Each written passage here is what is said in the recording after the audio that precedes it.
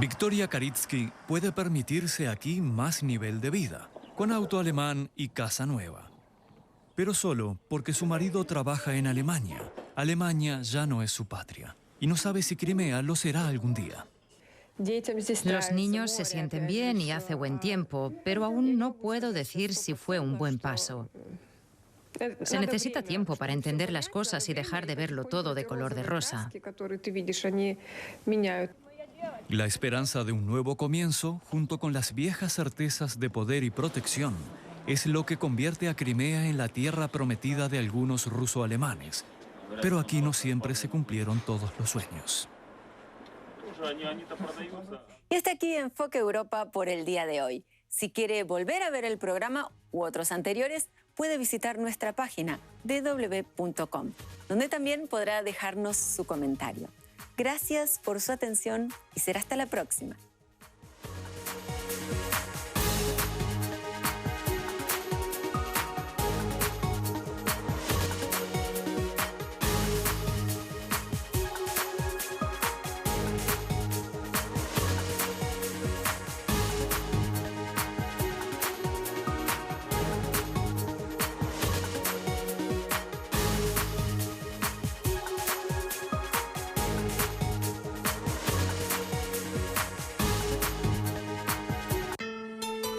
Los ticos somos como somos, gente sencilla y breteadora, pero sobre todo humilde. Somos a nuestra manera felices y de ahí que nos tilden con toda justicia de pura vida. Tenemos mucho por lo que sentirnos orgullosos y también tenemos nuestro diario. Diario Extra, el diario preferido por los ticos que saben lo que es ser tico. Diario Extra, hablamos tico.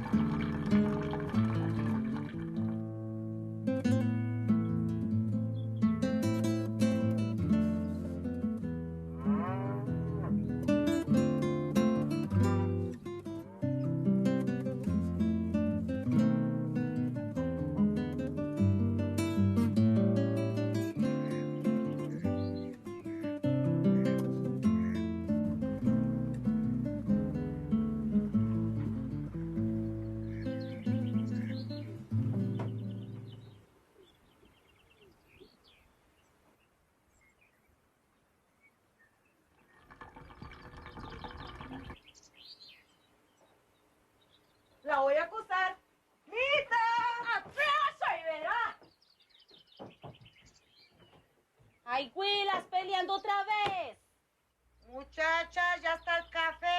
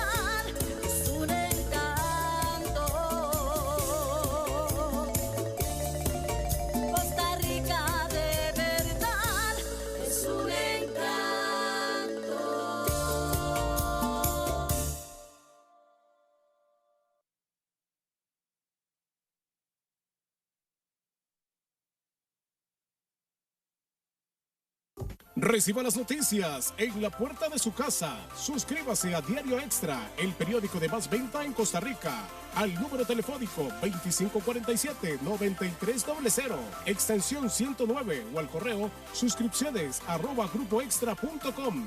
Solo para el área metropolitana. Consulte zona de cobertura.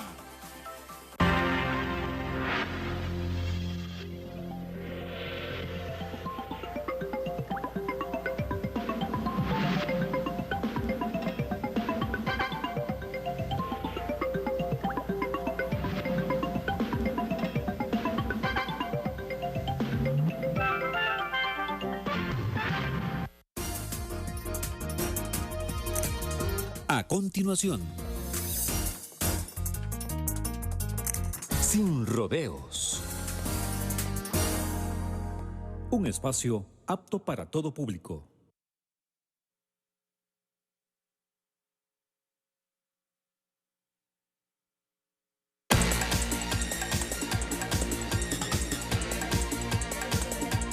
Sin Rodeos, un programa de opinión, actualidad nacional, debate político, cultura, salud, economía y seguridad.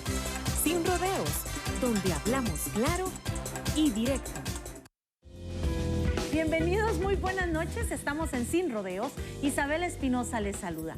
Hoy vamos a tratar, y como en cada programa decimos, de conocer, de aprender, de ir logrando pues conocimiento en los diferentes tipos de la actualidad y cómo se mueve nuestro país de una forma pues tranquila, tratando de buscar diferentes actores, diferentes puntos de vista. Y hay temas que a veces los sentimos muy lejanos, o temas que pensamos que no nos debe de interesar, o quizás los vemos y decimos, eso está allá.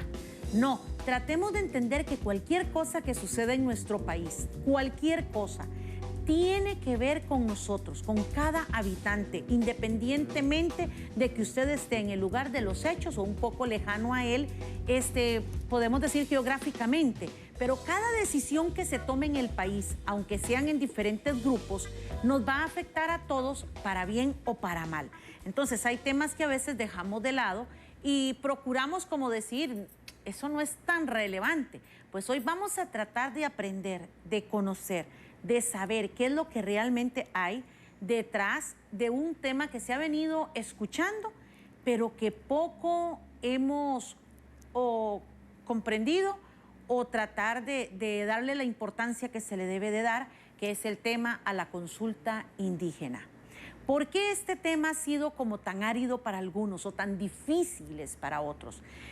Yo decía que este tema no ha traído como la tranquilidad de la primera entrada del trabajo que se ha venido elaborando, sino que pareciera ser que día con día se va complicando, día con día vamos viendo cómo se van manejando o analizando las cosas y decimos, bueno, a veces escuchamos que se hace un foco de negociación en una zona, pero por allá dicen nosotros, no, eso no es así. Ha tenido demandas, ha tenido nombramientos de gente no grata en la zona, han dicho no vamos a negociar con no queremos, y si ustedes quieren esto, tienen que dar esto. ¿Qué es lo que sucede con los indígenas en nuestro país? ¿Qué sucede con estas? Porque están inscritas como asociaciones. ¿Qué sucede? Todos son diferentes legalmente. Bueno, tenemos una ley indígena en nuestro país. Hoy por hoy se presenta y se dice vamos a llevar adelante esta consulta indígena para crear o poder realizar obra pública. Existen algunos proyectos por ahí ya de por medio que están en juego y se dice, bueno, ¿por qué esto nos debe de importar a nosotros? ¿Por qué es tan importante para el Estado esta consulta? ¿Realmente vale la pena hacer la inversión en colones que se está haciendo, ¿verdad? O en dólares, en tanto, porque cuesta su dinero? ¿Por qué? Pensemos y analicemos en esta noche un poco los objetivos de esta consulta, la importancia que tiene, si realmente se va a lograr, porque realmente este ha sido un camino espinoso literalmente. Entonces, ¿qué objetivo tiene? Realmente, ¿cuál es la importancia que tiene para los costarricenses esto? Y si realmente va a ser una única consulta o la ley provoca de que se haga una inversión como la que se está haciendo en este momento, pero si el día de mañana otra persona necesita hacer algo, habrá que hacer otra consulta. ¿Cuánto cuesta cada una de esas cosas? ¿Y por qué ha sido tan difícil? Entonces, para conocer un poco más y tratar de entender de qué estamos hablando con esta consulta y por qué hay que hacerla, me acompañan esta noche muy gentilmente la viceministra de la Presidencia,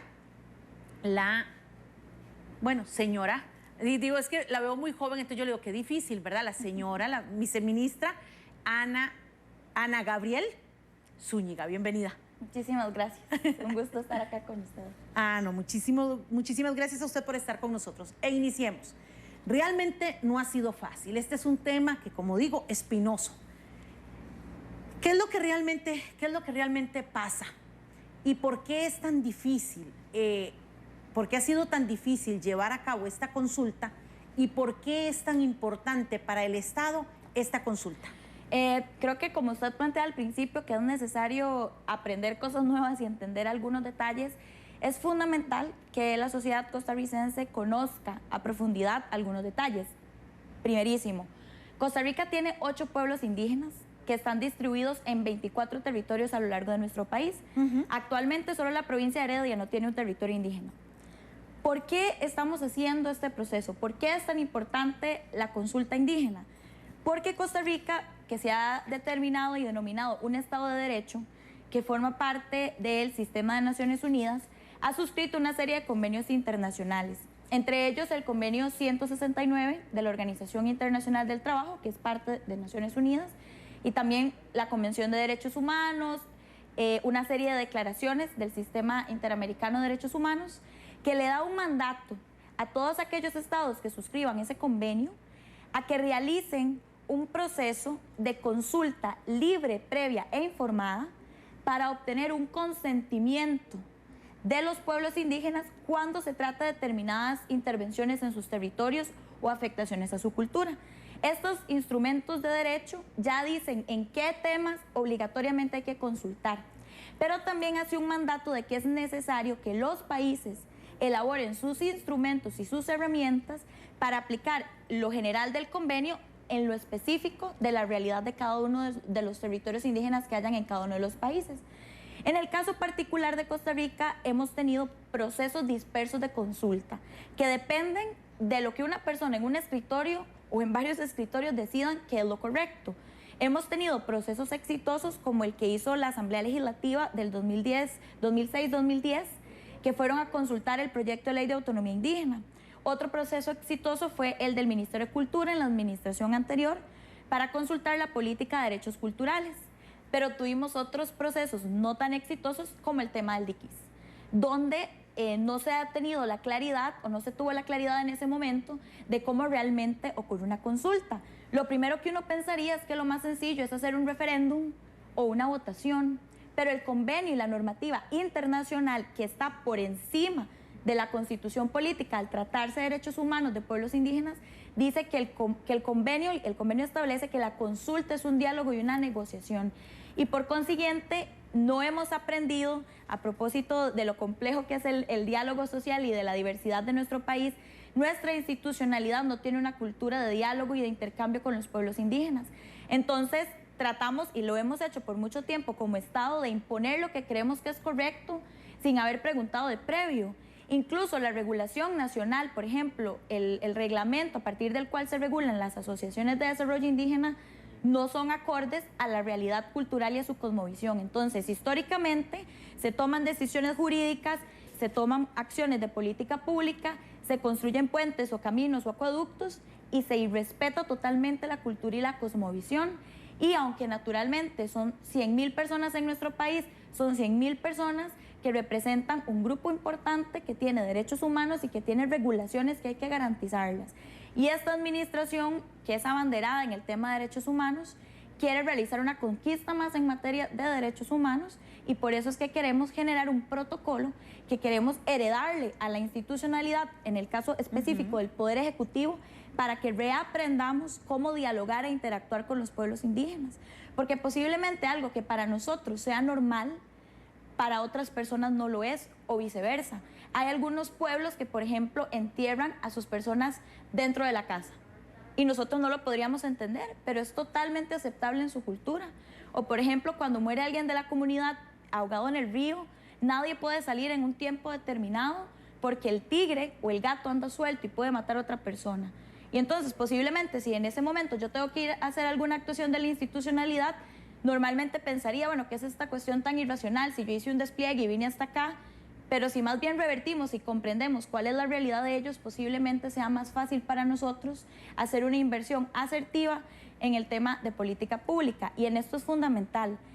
Para cuando se trata de derechos humanos y de incluir a poblaciones que históricamente han estado excluidas, no hay inversión que no sea necesaria y no hay inversión que deba ser priorizada o excluida o sacada. Todas las personas en este país tienen derecho a acceder a los servicios básicos y a las facilidades de las instituciones en igualdad de condiciones. Y en el momento en el que se decide que por la condición étnica o la condición cultural o territorial una persona no es prioritaria, estamos fallando como Estado y estamos discriminando. Y eso es un poco lo que nosotros queremos revertir con este proceso. ¿Por qué ha sido tan difícil? ¿Por qué existe tanto ruido alrededor de esta consulta? Por ejemplo, usted mencionaba el tema del proyecto, o al menos el KISS, que ha sido bien difícil, ha existido mucho conflicto ahí exactamente, pero ¿por qué si se escucha tan bonito? Dirían nuestros abuelitos, ¿verdad? ¿Por qué si se escucha tan bonito, realmente ha causado tanto problema esta negociación? ¿Qué es lo difícil? Porque, señora viceministra, llegó un momento en el que dijeron, no queremos negociar con ella. Lejos de venir a que nosotros comprendamos el problema, lo que viene es a obstruirlo. No queremos negociar. Si la viceministra llega aquí, nosotros no llegamos a ningún acuerdo. Realmente esas fricciones y esa dificultad de entendimiento en un tema de consulta, ¿por qué ha sido tan drástico? ¿Qué es lo que hay detrás o de fondo de esto que se ha presentado de una manera a veces que hasta parece muy distinto a lo que se presenta? Claro, voy a hablar de dos temas al respecto. Lo primero es que todo este entorno conflictivo del que usted hace referencia no está relacionado con el tema de consulta indígena, sino con uno de los grandes temas de la agenda indígena, que es la problemática de tierras.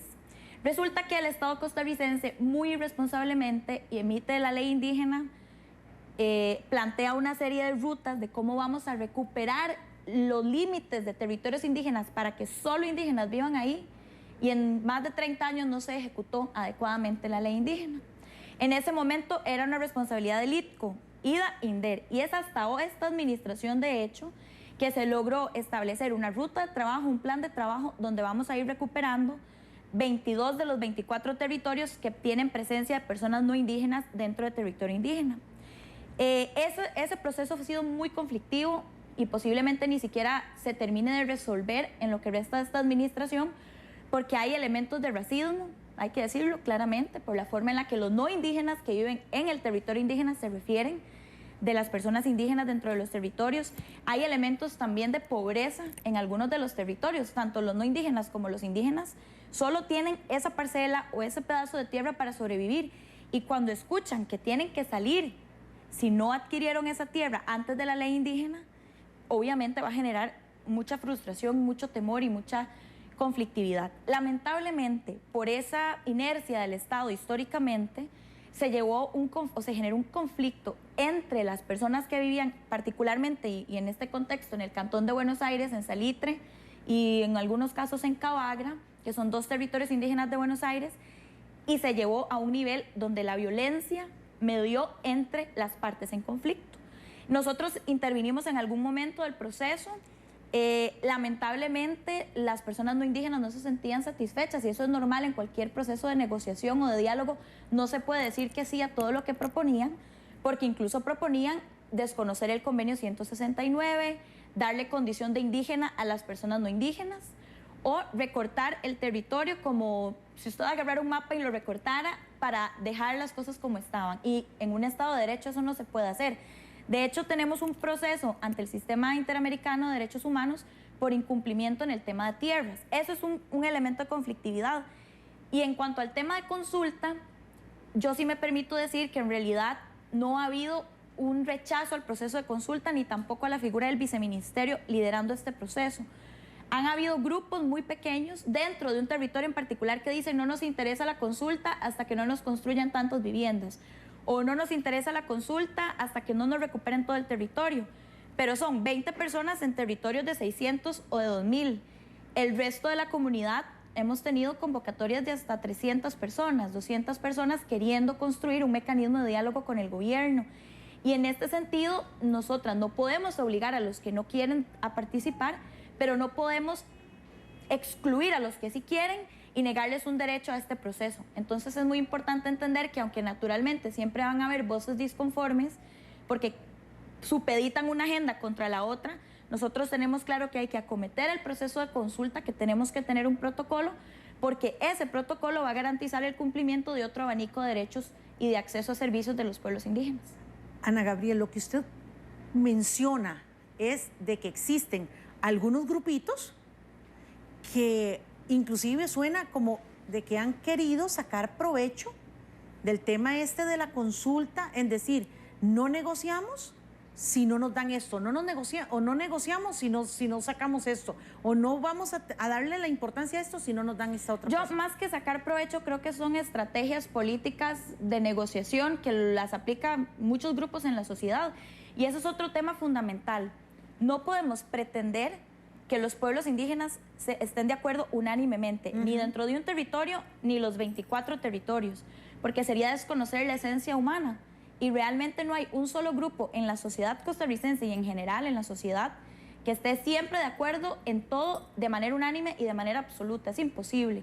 Entonces, si no lo podemos tener en otros espacios de la sociedad, ¿por qué sí debemos obligar a los pueblos indígenas para estar de acuerdo? Lo que pasa es que naturalmente, ante décadas o cientos de años de abandono del Estado costarricense, hay agendas que tocan las fibras y las necesidades inmediatas de los territorios, donde ellos dicen que si primero no se conquistan esas demandas, no tiene sentido hacer consulta. Pero lo que nosotros estamos tratando de explicarles es que para poder llegar de manera asertiva a estas demandas, necesitamos tener un mecanismo de consulta donde además el proceso no puede recaer en un único grupo o en una representatividad de 20 personas. Los procesos de consulta son abiertos a toda la comunidad, mujeres, jóvenes, asadas, mayores, asociaciones de desarrollo, en fin, toda la comunidad debe tener derecho a opinar cuando se trata de una afectación en el territorio indígena. Por supuesto que sí, y quisiera recordarles que ustedes a través de la página del Facebook de Sin Rodeos Extra TV 42 pueden hacer sus preguntas, hacer sus comentarios, que se los vamos a estar leyendo aquí a la viceministra. Además de ello, dentro de unos minutos vamos a abrir la línea telefónica para que usted pueda participar y hacer sus preguntas también. Quisiera decirle a doña Margarita que por favor nos esté enviando un mensaje por el Messenger del Facebook, y lamentablemente algo está sucediendo que me da error y no lo puedo abrir, pero sí me interesa lo que usted está presentando, así es que por favor, si nos puede transcribir al muro, podría leérselo con todo gusto aquí a la viceministra. Don Álvaro Castillo escribe y dice: ¿por qué un partido político habla de un diputado que sea de zona indígena? ¿Acaso los diputados no representan a todos los costarricenses o es solo oportunismo? Bueno, en ese sentido es una discusión que se ha dado en diversos países. Cuando se habla de cuotas para poder garantizar el acceso a espacios de toma de decisión a poblaciones que han sido vulnerabilizadas históricamente. En ese sentido, nosotros no tenemos una posición oficial porque realmente las prioridades a las que nos estamos abocando es el tema de tierras, el tema de consulta y el tema de acceso a servicios básicos en los territorios, pero esa es una discusión que no se debe quedar, ese es un ejemplo de discusión que no se debe quedar en la Asamblea Legislativa. Ese es un proyecto que antes de que se agote la discusión ahí debe de salir a darse en los 24 territorios y que ellos decidan si esa es la forma en la que como cultura, como pueblo y como población indígena costarricense se sienten representados o representadas. Muy bien, don Fernando Hidalgo dice: abanderados en derechos humanos, dice, de las minorías en contraposición de las grandes mayorías. Qué ilógico, ¿verdad? Porque no dice, ¿por qué no pidieron que no, bueno, por qué pidieron que nos, a ver, ¿por qué no nos pidieron que aprendamos el himno de los indígenas, dice, y no pedir que se cante el himno de Nicaragua? Algo ilógico y vergonzoso para cualquier país del mundo. Bueno, yo personalmente no puedo compartir afirmaciones xenofóbicas. Yo, de hecho, pues respaldo la decisión y la actuación del Ministerio de Educación Pública, y en ese sentido creo que Costa Rica es uno de los países más diversos que existe, que incluso la población nicaragüense pues aporta muchísimo en la construcción de sociedad y en la reactivación económica de este país, y por consiguiente todas aquellas acciones que permitan a migrantes, refugiados y personas, independientemente si son o no son costarricenses, a disfrutar integralmente y plenamente sus derechos y su identidad, pues eso es bienvenido y lo seguiremos trabajando como corresponda. Muy bien, nosotros vamos a hacer aquí una pequeña pausa comercial, pero cuando regresemos, usted puede marcar el 905-398-7288 y participar con nosotros. Realmente vamos a tratar de analizar la importancia de esta consulta y qué es, si realmente se está... Bueno, ahora hace unos minutos hablábamos y me dicen que, bueno, que todo estaba como en un trabajo de mesa, pero que ya el día de ayer... como que ya están en práctica, ya están poniéndolo en práctica. Vamos a ver en qué consiste, qué es lo que están haciendo, las puertas que se están tocando, realmente qué es lo que hay detrás de esta consulta en el sentido del trabajo que esta consulta lleva. Hacemos una pausa y volvemos.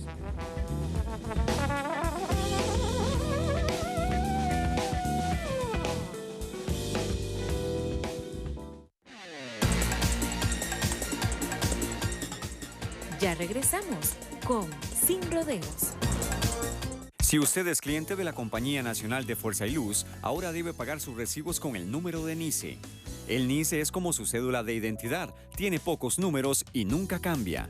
Usted puede consultar cuál es su NICE en la aplicación de la compañía, en el sitio web y en las redes sociales de Fuerza y Luz o llamando al 800 Energía. Recuerde, con el NICE puede pagar en cualquiera de los 4.000 centros de recaudación autorizados. Compañía Nacional de Fuerza y Luz, Servicio y Energía.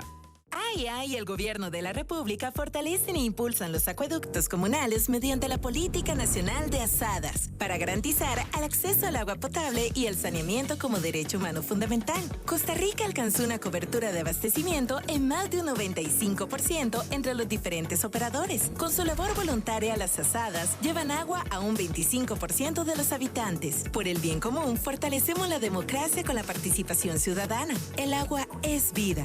Cuidémosla. Diario Extra, 37 años informando a Costa Rica. Llevando la noticia hasta sus hogares de lunes a sábado.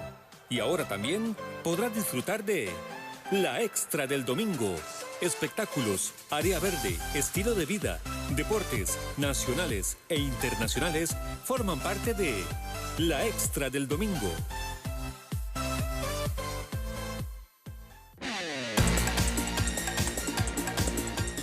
Continuamos con Sin Rodeos.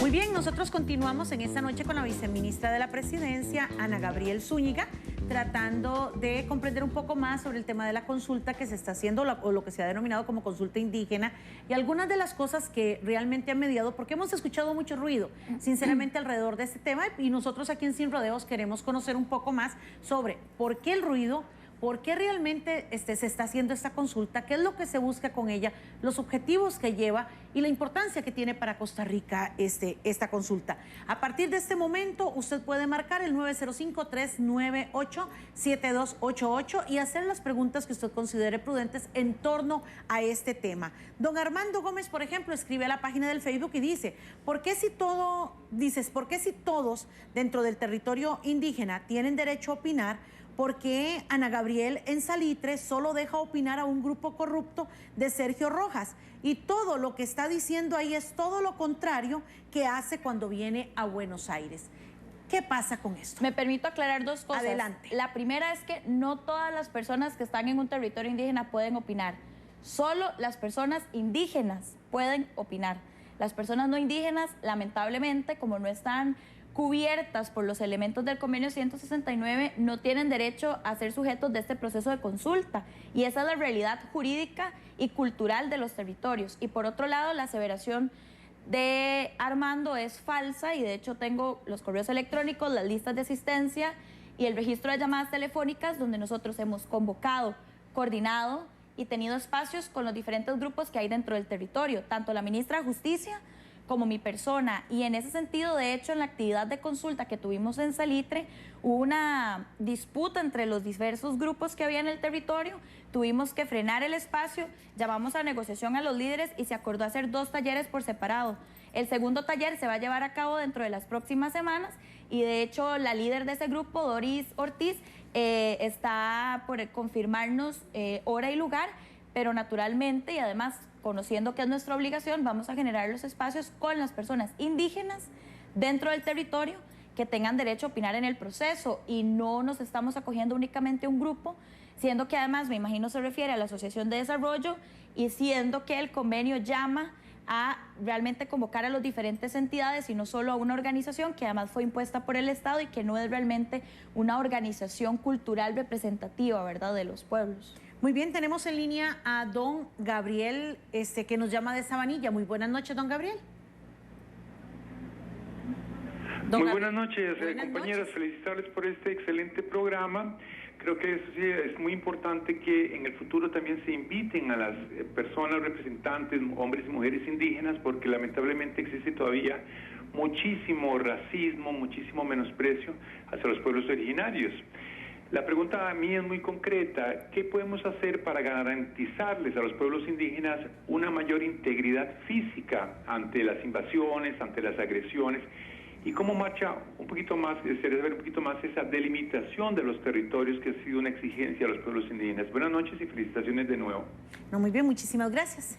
Sí, bueno, en el tema del resguardo de la integridad física de las personas indígenas, de hecho se han hecho varios destacamentos de hasta a veces 40, 50 efectivos de la fuerza pública, en el caso particular de Salitre, y de hecho llegan momentos en donde las propias personas de la comunidad dicen no queremos tantos policías porque nos sentimos sitiados y en realidad lo que queremos es un resguardo, pero no sentirnos de esa manera, entonces es una negociación constante y en este momento de hecho el INDER se encuentra ingresando en Cabagra y posteriormente en Salitre, que son tal vez los 2 territorios donde ha habido expresiones de mayor conflictividad en los últimos 2 años, para amojonar y luego hacer los procesos de la ciudadanía para hacer lo que se llama un levantamiento de estado situacional para conocer quiénes están dentro del territorio, si son indígenas o no indígenas, cuáles son los documentos registrales que respaldan su derecho a la propiedad o a la posesión y cuál es la importancia de, digamos, cuál es la conformación de su familia. La importancia de esto es que nos va a permitir conocer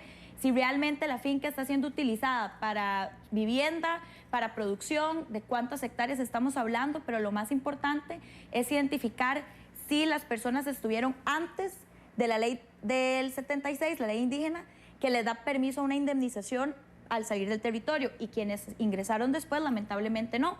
Pero esta administración, consciente de no poder dejarlos de lado y digamos también someterlos a una situación extrema, vamos a hacer un trabajo conjunto con las instituciones sociales del país para poder atender la salida de esas personas del territorio y que el impacto económico tampoco sea tan complejo. Señora viceministra, ¿usted estaría asegurando o podría asegurarle a estos 24 grupos indígenas que se les va a respetar su autonomía en toda la extensión de la palabra a la hora de tomar las decisiones que se tengan que tomar? Sí, eso es precisamente lo que nosotros queremos consolidar en este protocolo de consulta.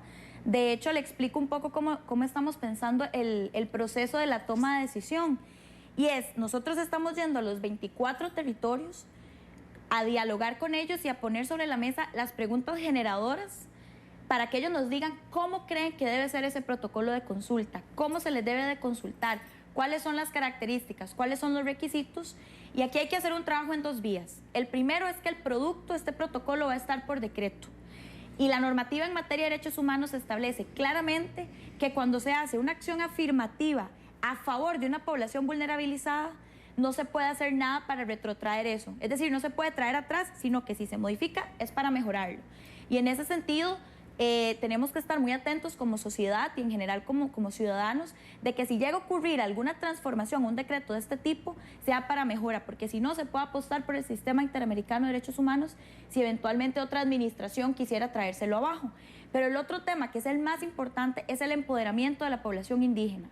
Si las personas indígenas participan activamente y asumen el proceso como propio, no puede haber administración que tenga éxito quitándoles un derecho que ya tienen por decreto, por norma y además por convenio internacional. Y esto viene de la mano con un trabajo que tenemos que realizar, que ya estamos iniciando, con los funcionarios regionales de las instituciones, que son los que tienen más intercambio con las poblaciones indígenas, precisamente para que aprendan cuál es la forma correcta de relacionamiento y que no transgredan o no incumplan con la implementación de este protocolo de consulta. Muy bien, tenemos en línea a don Adrián. Don Adrián nos llama de Alajuela. Muy buenas noches. Aló, buenas noches.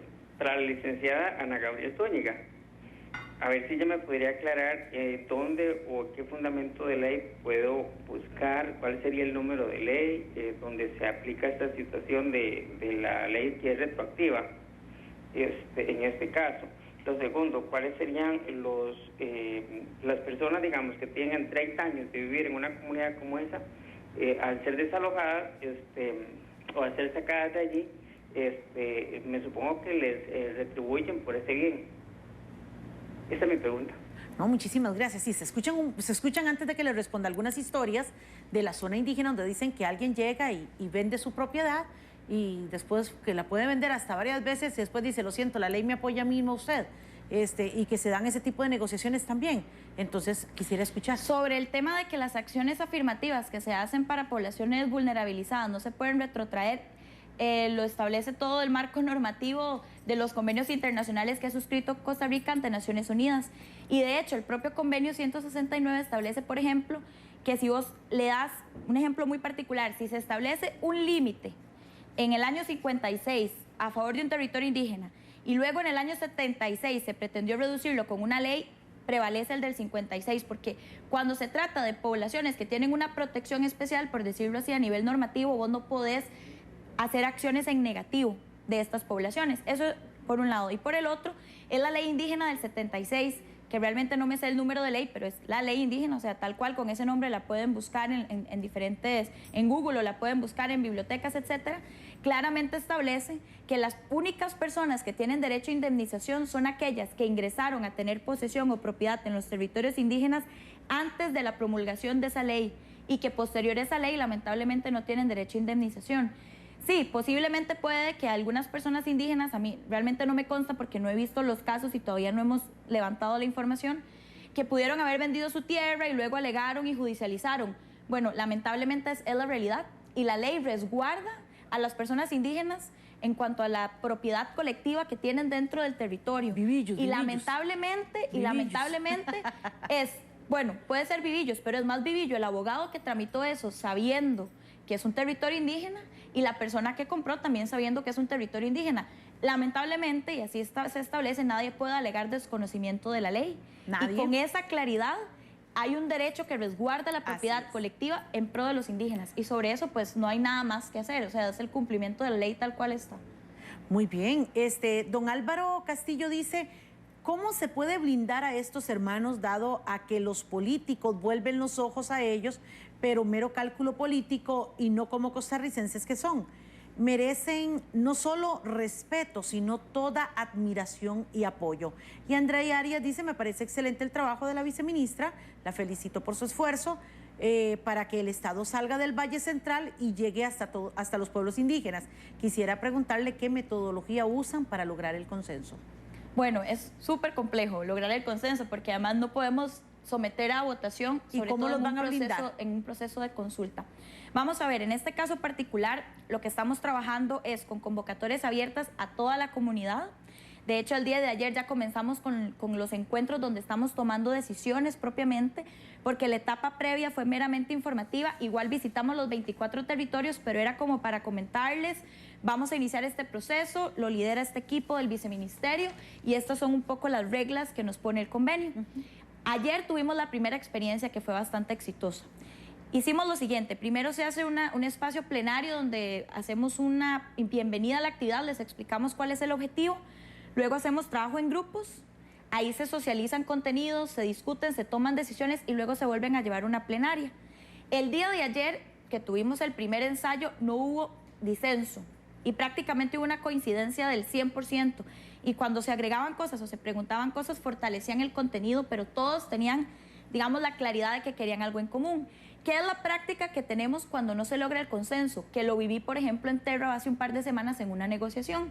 generábamos espacios o recesos, donde poníamos en común las diferencias y permitíamos que las personas pudieran decidir cuál era la ruta más favorable, donde ambos criterios al final se encontraran y no se viera afectado o no se sintiera en menoscabo alguno de los grupos. Eso nos ha funcionado hasta ahora y de hecho logramos acuerdos entre los dos grupos de mayores, que no es correcto decir que hay dos grupos, pero entre la diversidad de pensamiento del grupo de mayores de Terra, luego de 4 años de conflicto y complejidades, logramos sentarlos. Y precisamente hacíamos eso, poníamos todos los temas en común, establecíamos recesos cuando los considerábamos y retomábamos y avanzamos con consenso. Muy bien, tenemos a don Eduardo. Don Eduardo nos llama de Desamparados. Muy buenas noches, don Eduardo. Buenas noches. Le escuchamos. Gracias por la oportunidad. Saludo a la viceministra. Veo que domina el tema, así como desde el punto de vista legal o de su rango, con mucha propiedad. Entonces, basado, digámoslo así, en mi experiencia a través del tiempo, yo tengo la primera sugerencia con relación a los otros datos que tal vez le voy a consultar. Antes de que termine la administración, esta administración, que tal vez ella tenga la oportunidad de hacer un nuevo programa, aunque usted la invite, para que le dé resultados sobre este proceso que ella domina, así como lo está enfocando en teoría, con suma propiedad. Esa sería una de las sugerencias mías al programa gracias, y a la viceministra. En el otro campo, ya le digo, con base a mis canas, que ya tiempo de ese corrido, yo conozco esto de los indígenas hace mucho tiempo, inclusive creo que ella mencionó que es de 1976, la ley. Ok, entonces, basado en eso, pareciera que ella dice que esta administración es la que más se ha interesado, por eso le pido que haga un informe al final, antes de salir esta administración. Eso como ciudadano, lógicamente. Y el otro detalle es que ella acaba de decir algo de xenofobia. Dice el diccionario que xenofobia es cuando yo, en este caso, tengo animadversión sobre extranjeros. Y creo que ahí esa palabrita, según el diccionario, no debiera ser aplicada tan abiertamente con relación a este tema último que se ha tocado. Muy bien. Con respecto a los nicaragüenses. Y finalmente cierro. Si ella conoce qué relación tiene o qué conoce respecto al CONAI, que yo tengo conocimiento ya de muchos años, que el CONAI ha funcionado de muy mala forma y donde son representantes indígenas los que la integran, si es que no estoy equivocado. Entonces, que me dé un tipo de relación así, CONAI, y luego lo otro, claro que sí, hay un tipo de aplicación de esta ley para resolver todo lo que ha sido a través de la historia del asunto indígena. Gracias, buenas noches. No, muy bien, don Eduardo, muchísimas gracias. Pero antes de que le responda a don Eduardo, tenemos en línea a don Leonel, que dice que nos llama del territorio indígena de Terraba, muchachos, para no cambiar de Terraba. Muy bien, muchísimas gracias. Adelante, don Leonel. Don Leonel. Muchachos, ¿perdimos la llamada, don Leonel? Bueno, ok, entonces respóndale a don Eduardo. Sí, bueno, con muchísimo gusto. De hecho, nosotros vamos a hacer una actividad pública con representantes indígenas de los 24 territorios, donde le presentemos a la sociedad costarricense el resultado del protocolo. Y naturalmente, pues también, como ocurre por práctica en los informes del 1 de mayo del señor presidente, pues también rendiremos cuenta sobre los avances en este tema. Y sobre el tema de la CONAI es la Comisión Nacional de Asuntos Indígenas, no es un ente representativo de los territorios, es un ente estatal que de hecho recibe fondos públicos que los traslada el Ministerio de Trabajo y lo componen los representantes de las asociaciones de desarrollo de los 24 territorios que se reúnen y escogen quién conforma la CONAI. En diversos territorios sienten empatía y en otros no con respecto a esta figura. Nosotros hemos tratado de generar un trabajo en conjunto con ellos precisamente para transformar la perspectiva del trabajo en la agenda indígena, pero también hemos decidido que la prioridad del trabajo indígena se está llevando desde la presidencia para poder impulsar el rezago de varias décadas, porque sí, efectivamente esta ha sido la administración que con mayor constancia ha atendido la agenda y las necesidades de los territorios indígenas. Muy bien, yo quisiera, algunas personas dicen que cómo van a lograr ustedes esa relación o esa comunicación en torno a esta consulta, donde, si bien es cierto, la estructura de ellos son de asociaciones, entonces el secretario por lo general pues lee y escribe, pero hay algunos de los presidentes o jefes de los grupos que no saben leer ni escribir. ¿Se van a ciegas a lo que se les dice o cómo se va a manejar estas limitaciones, por ejemplo, de la no lectura y de no manejar la parte legal del lado de los indígenas? Uno de los elementos fundamentales en el tema de consulta es precisamente dos cosas. Uno, garantizar facilidades de audio y de escritura para todo el territorio, para que aquellas personas que puedan leer, muy bien, aquellas personas que no sepan leer o escribir, audio. Pero lo más importante es que en aquellos territorios donde todavía hablen su idioma, se les garanticen los documentos y las informaciones, igual en audio y por escrito en su idioma. Y finalmente, lo que nosotros estamos procurando es que todos estos elementos queden constatando en el protocolo. Y en el tema particular de los asesores, por ejemplo, con proyectos que son muy técnicos, que van a intervenir en su territorio, el convenio 169 obliga, y eso también va a venir regulado en el protocolo, que deben facilitarse asesores a las poblaciones indígenas para que tengan conocimiento oportuno, que además sea de su confianza y que les pueda hacer la traducción, por decirlo así, del idioma técnico al idioma cotidiano para que puedan tomar las mejores decisiones. Hay preguntas aquí en el Facebook que realmente me sorprenden y quisiera recordarle a las personas que están enviando mensajes ocultos, que por favor lo hagan a través del muro porque algo está sucediendo con el Facebook y no se pueden leer los mensajes ocultos. Jennifer Leiva, vea qué interesante, pregunta, ¿qué pasa con los blancos que están casados con indígenas? ¿Deben de abandonar las tierras? Número uno. Donny Garbanzo dice, ¿cómo es que se hace una consulta indígena sin saber quién es indígena o no? Dice, ¿quién valida ese padrón? Álvaro Castillo dice, pero ¿quién vela o monitorea? Por ejemplo, dice, pienso un organismo internacional que sería neutral y no político, dando línea por intereses mezquinos. Ok, vamos, son muchas preguntas. Tres preguntas. Voy de atrás para adelante y si me salto alguno, usted me recuerda. La primera es que, de hecho, en este proceso de consulta, la Defensoría de los Habitantes y el Sistema de Naciones Unidas están trabajando como observadores. Además, vamos a tener el acompañamiento del Tribunal Supremo de Elecciones en aquellos casos donde se genere alguna conflictividad por el tema de quién es indígena y quién no es indígena. Y en este caso particular, en los únicos dos territorios donde tenemos este nivel de conflictividad sobre determinar quién es indígena y quién no es indígena es Salitre y Terra. En Salitre estamos iniciando un proceso de diálogo y conversación con los actores complejo, pero que lo vamos a sacar adelante. Y en Terra, el Tribunal Supremo de Elecciones, precisamente por ese nivel de conflictividad y de ausencia de acuerdos, generó una base de datos, donde se hizo un análisis de los troncos familiares con la historia cultural que tenían los mayores y establecieron una base de datos del territorio. Nosotros en Terra vamos a trabajar la consulta sobre esa base de datos, que ahorita de hecho estamos en una negociación para fortalecerla, pero que están esos insumos. En el resto de territorios hay una gran claridad y un gran respeto de que las personas no indígenas, aunque estén casadas con personas indígenas, no deben de participar de esos procesos y hemos tenido muy buenas experiencias. Y en el caso de personas no indígenas... De que no participen. De que no participen. Si está casado con indígenas, el blanco no participa. El blanco no participa del proceso de consulta y lo tienen muy claro y son bastante respetuosos de eso. Y nos ha ocurrido en algunos territorios que ¿Y no es discriminatorio eso? No es discriminatorio porque cuando se trata de un territorio indígena, solo aquellas personas que son parte de esa cultura pueden participar. Porque cualquiera podría alegar discriminación también, si está casado con una indígena o con un...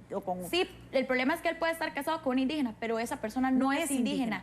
O sea, el elemento de matrimonio no es un factor, exacto, el vínculo matrimonial no es un elemento que te da condición de indígena. Permítame que me dicen que tenemos en línea a don Leonel de Terra. Don Leonel, muy buenas noches. Muy buenas noches, allá en cabina, Ana Gabriel, buenas noches. Gracias, le escuchamos. Gracias. Tres cosas importantes para la señora Ana Gabriel. Número uno tiene que ver con el tema de la conflictividad de tierra en territorios indígenas acá en el Cantón de Buenos Aires, específicamente Salitre.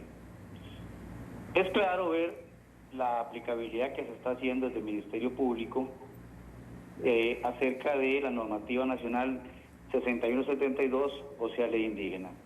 Sin embargo, ha sido ampliamente debatido con el Ministerio de la Presidencia y creo que es la pregunta importante para Ana Gabriela esta noche. ¿Cómo es posible que se esté procediendo en este momento a la aplicación de una norma jurídica nacional, la cual data de casi 40 años, teniendo presente que la normativa jurídica mundial en relación a los temas indígenas cada 10 años viene teniendo evoluciones importantes? En este caso específico, el tema jurídico en relación a la consulta indígena. ¿Cómo es posible que en este momento se esté aplicando normativa nacional de casi 40 años que está fuera del contexto sociocultural de los pueblos indígenas de Costa Rica, evadiendo ni más ni menos que la norma supra, en este caso, los tratados internacionales que tienen que ver directamente con el tema de la consulta?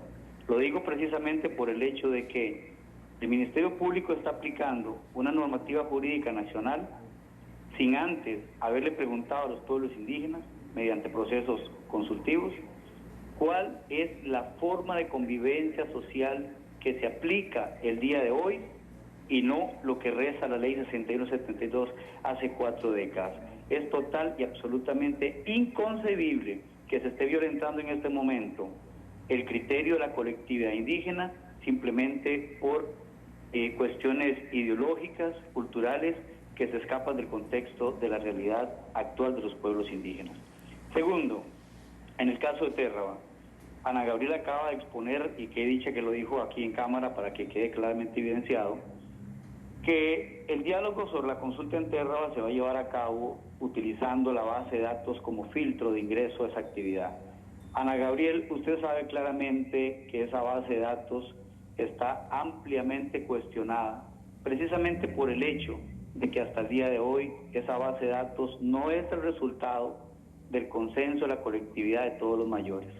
Entonces, si empezamos a ver ese tremendo error en cuanto a la aplicabilidad de la estructura que ustedes tienen establecida para la elaboración de un mecanismo de consulta, estaríamos frente a un accidente muy importante, ya que si en este momento se utiliza para el ingreso a esa actividad de diálogo de consulta una base de datos cuestionada, estaría total y absolutamente parcializada hacia los intereses de unos y menoscabando los derechos de participación y de representatividad de otros indígenas que para algún sector de la comunidad no son indígenas. Entonces quisiera, si es posible, ante estas dos realidades expuestas, ¿cómo ustedes van a solventar estas dos situaciones que en el marco de la legalidad supra está claramente establecido?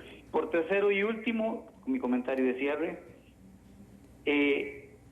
¿cómo en este momento, desde la A hasta la Z, el borrador que ustedes tienen de protocolo de consulta en cuanto a lo administrativo, en qué parte tiene contemplado el fiel cumplimiento, el acatamiento de los procesos autoconsultivos que lleven a cabo los pueblos indígenas para establecer sus propias prioridades? No cuando tenga interés el Poder Ejecutivo, Legislativo, Judicial, en alguna medida administrativa o legislativa, sino cuando los pueblos mismos se autoconsulten ellos para establecer sus propias prioridades. Muchísimas gracias. Y no, don Leonel, con todo gusto, con todo gusto. Antes de que la viceministra le conteste, quisiera aclararle a don Donny Garbanzo. TV 42 no es que no quiere atender al señor Leonel, ya lo escuchamos, en el primer intento de la llamada algo sucedió con la línea o alguna circunstancia, pero igual le cedimos el espacio, pero no se pudo la comunicación. En este momento ya se le atendió y este es un espacio libre que, con el respeto que toda la población costarricense me merece, tienen voz y voto todos, todos. Y no tenemos ni preferencia ni aliados aquí todos hablan, siempre y cuando lo hagan con el respeto que lo acaba de hacer don Leonel, a quien le agradezco su participación, porque para nosotros es muy importante escuchar todas las voces en todos los temas, que abordamos en este espacio. Antes de que doña Ana les conteste, hacemos una pequeña pausa y venimos inmediatamente con la respuesta de la viceministra a don Leonel. Ya volvemos.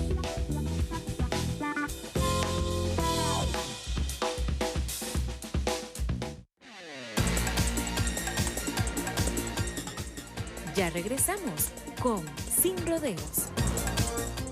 Ay, el gobierno de la República fortalecen e impulsan los acueductos comunales mediante la Política Nacional de Asadas para garantizar el acceso al agua potable y el saneamiento como derecho humano fundamental. Costa Rica alcanzó una cobertura de abastecimiento en más de un 95% entre los diferentes operadores. Con su labor voluntaria, las asadas llevan agua a un 25% de los habitantes. Por el bien común, fortalecemos la democracia con la participación ciudadana. El agua es vida.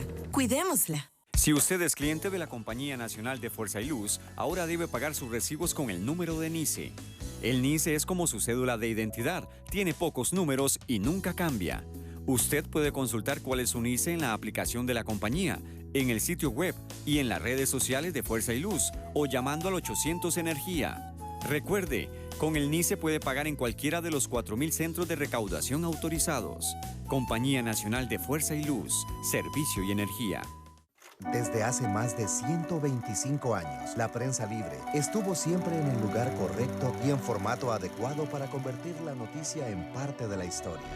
Por eso hoy evolucionamos. Laprensalibre.cr, un kiosco web donde encontrarás, además de todas las noticias que te interesan constantemente actualizadas, gran cantidad de servicios que harán de tu vida más práctica. Laprensalibre.cr, para seguir contando lo que sí cuenta en el siglo XXI. Ay, el gobierno de la República fortalecen e impulsan los acueductos comunales mediante la Política Nacional de Asadas para garantizar el acceso al agua potable y el saneamiento como derecho humano fundamental. Costa Rica alcanzó una cobertura de abastecimiento en más de un 95% entre los diferentes operadores. Con su labor voluntaria, las asadas llevan agua a un 25% de los habitantes. Por el bien común, fortalecemos la democracia con la participación ciudadana. El agua es vida. Cuidémosla. Continuamos con Sin Rodeos. Muy bien, nosotros continuamos aquí con Sin Rodeos, la viceministra de Presidencia, Ana Gabriel Zúñiga, y de forma inmediata que le responda a don Leonel. Vamos a ver si recuerdo las tres preguntas. La primera, con respecto al Ministerio Público, lamentablemente no me puedo referir porque el Ministerio Público o la Fiscalía es parte del Poder Judicial y pues a nosotros nos regula la división de poderes y el Ministerio Público estará trabajando de acuerdo a su competencia y al marco legal vigente. Y eso es así. Nos gusten o no nos gustan, las normas que están vigentes son las que están, hay que cumplirlas. Y si por 40 años no se cumplieron y hasta ahora sí, pues es un tema sobre el cual hay que trabajar, y si eventualmente hay disconformidad, hay mecanismos de iniciativa popular a partir de los cuales se pueden proponer reformas en las normativas, o bien también con intercambios directos con algunos diputados pues que tengan interés en la materia. Sobre el tema de la base de datos, yo lamento mucho lo que asevera Leonel, que estuvo en la reunión con nosotros que tuvimos en Terra, donde los dos grupos de mayores plantearon disconformidades a las bases de datos, pero dijeron que sobre esa base se va a trabajar y se va a mejorar.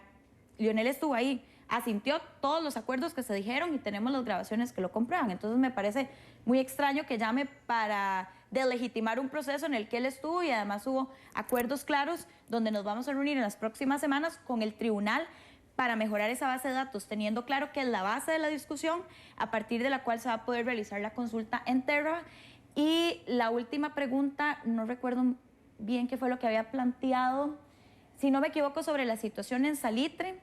Y pues sí, lamentablemente lo que hemos venido trabajando en Salitre está totalmente apegado a la legalidad, tanto la señora ministra de Justicia como mi persona, y no podemos hacer ninguna acción en contrario a lo que la normativa ya lo establece.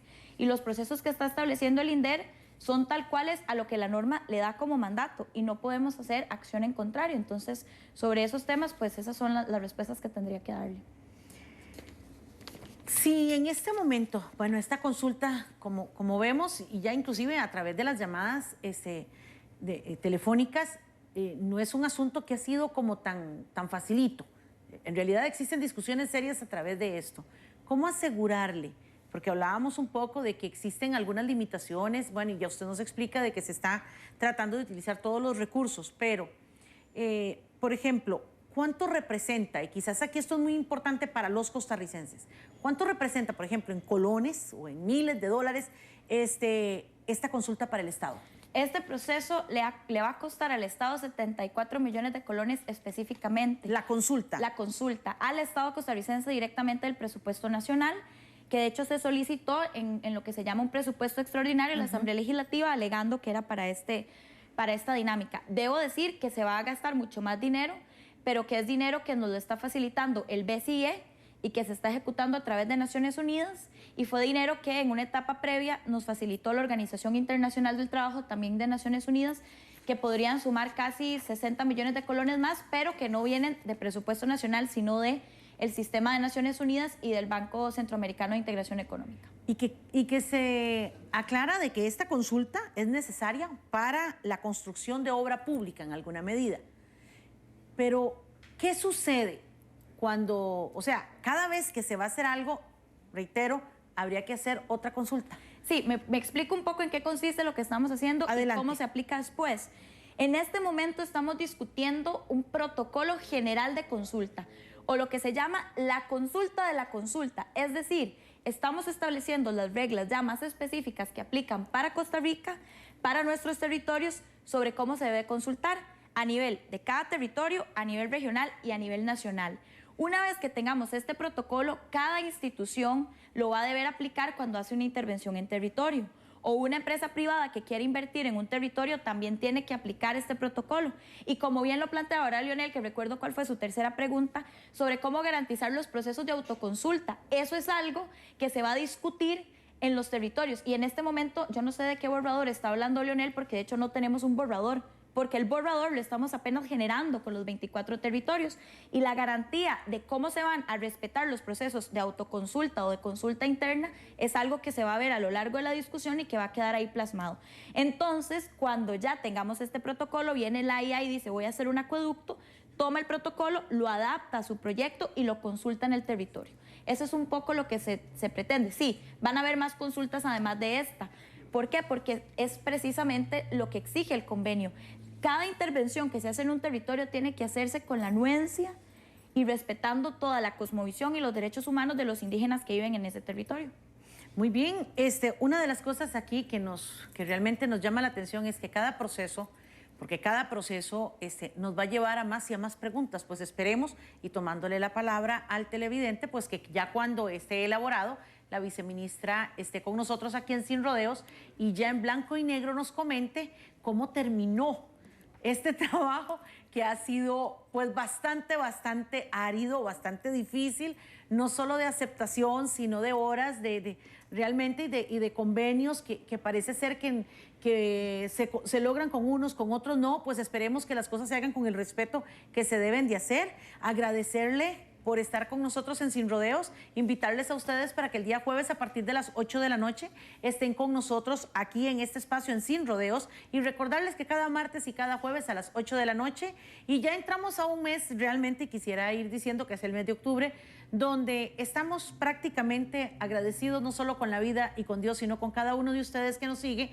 porque ya estaríamos en el mes de octubre celebrando los 11 años de estar al aire con ustedes semana a semana con esos temas que, como digo, la idea es poder aprender, crecer, madurar, generar opinión y que todos juntos podamos aportar y construir una mejor Costa Rica para todos. Así es que infinitas gracias, mil gracias a ustedes y les esperamos. Que la pasen bien.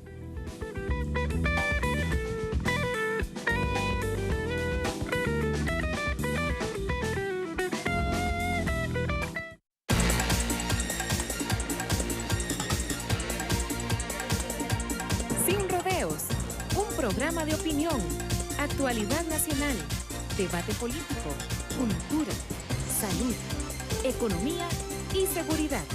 Sin rodeos, donde hablamos claro y directo. Rincón Taurino. Se transmite todos los sábados a las 2 de la tarde. Un espacio dedicado al arte taurino y equino. Entrevistas, montadores, ganaderías, cabalgatas y muchas sorpresas más.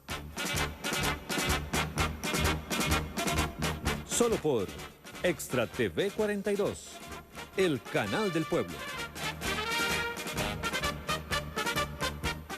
En Extra TV contamos historias.